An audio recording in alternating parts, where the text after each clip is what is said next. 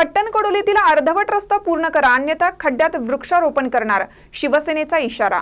हातकणंगले तालुक्यातील पट्टणकोडोली गावातून जाणाऱ्या जंगमवाडी ते कोल्हापूरपर्यंत राज्यमार्गाचे काम सुरू होतं। कोल्हापूरहून पट्टणकोडोलीच्या माळी पेट्रोल पंपापर्यंत आणि हुपरीहून पट्टणकोडोलीतील जवाहर कारखान्याच्या ऑफिसपर्यंत या रस्त्याचे काम पूर्ण झालं आहे। ठेकेदाराला त्याचे पैसेही अदा झाले असल्याचे समोर येत आहे। मात्र गेली 3 वर्ष झाले पट्टणकोडोली मध्यवस्तीत असणारा साधारणतः 700 मीटर पर्यंतचा रस्ता अद्यापही झाला नाही।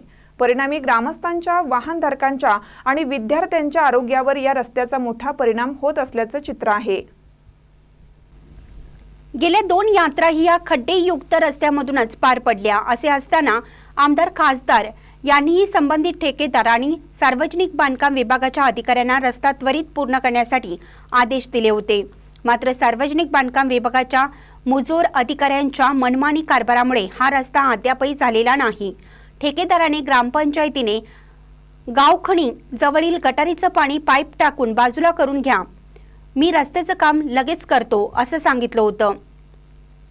याबाबत ग्रामपंचायतनेही पुढाकार घेत गटारीचं पाणी जाण्यासाठी नळे टाकून घेतले। मात्र रस्ता तयार करण्याची कोणतीही तयारी सार्वजनिक बांधकाम विभाग आणि ठेकेदाराने दर्शवली नाही।